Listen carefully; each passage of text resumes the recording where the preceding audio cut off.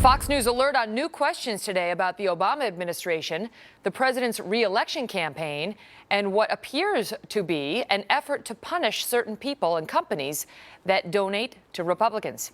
Welcome to America Live, everyone. I'm Megyn Kelly.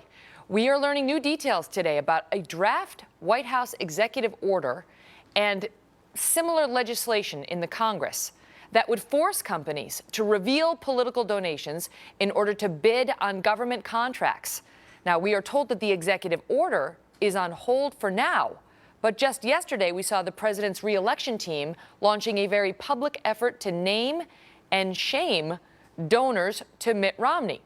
In an online posting, the Obama campaign's, quote, truth team claims that Mitt Romney donors include a group of wealthy individuals with, quote, less than reputable records. The post specifically names 8 individuals who the Obama camp says benefit from betting against America.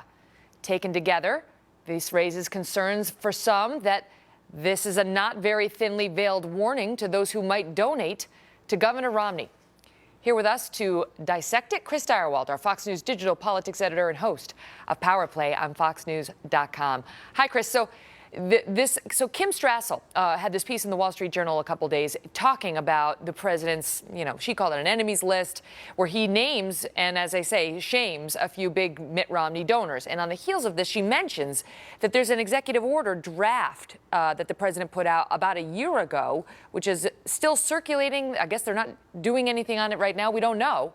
But there's matching legislation working its way up through Congress, one of which is expected to get a vote as early as May, they say, which would do what? Which would do what to the corporate donors? Well, it would cause additional disclosure, because the way that it works now basically is that if you, as private citizen Megyn Kelly, want to give money to whatever political cause, whatever interest that you might have, fine. And you just have to meet with the standard disclosure requirements that you have that differ for different offices or whether you're giving to an outside group.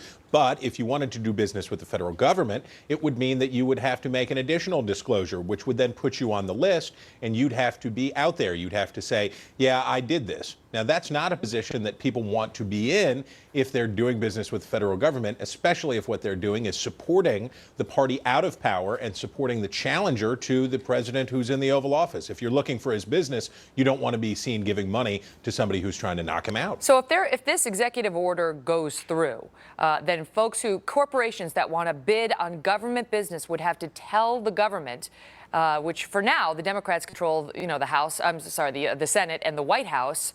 They would have to tell them that they were big Mitt Romney supporters, if they were, and then a decision would be made about whether they got the government contract or not. Is that essentially how it would work?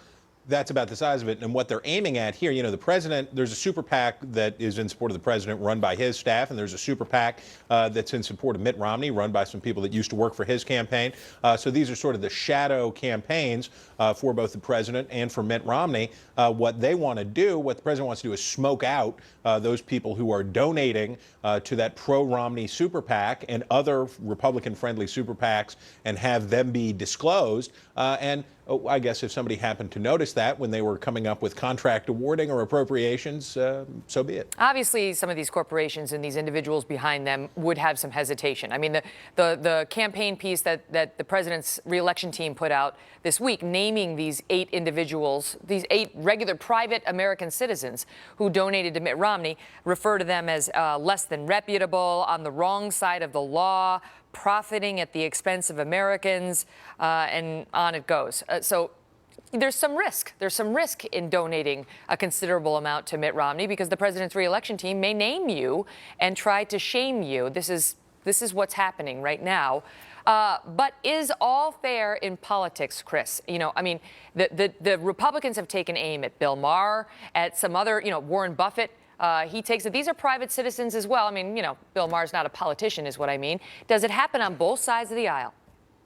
It does. But remember, when you're the president, you don't want to be seen as doing something that's creepy. You don't want to be seen as doing something that looks like there's an intersection between your executive power and with what you're doing in your campaign. And when you hear these issues echoed between the campaign and from the White House, it starts to make people a little nervous. And there's this little Nixonian vibe that's going on, as you use the phrase enemies list. That's no president wants to look that way, and the president certainly risks that here. And the other thing that he risks, you talk about risk, there are some other names that go on the Obama donor list. John Corzine, who is in big trouble over what happened to a lot of money at the firm he was running. The president's had to give back money from a couple of donors who were very unsavory. Bill Maher certainly continues to be a problem. So there is an additional downside, other than just seeming maybe a little creepy for the president. It's that it invites scrutiny on the people who give him money and whether or not he should be guilty by association of what they've done. But that's already out there. I mean, isn't that already out there? That's the question, is whether the president is playing offense here or defense.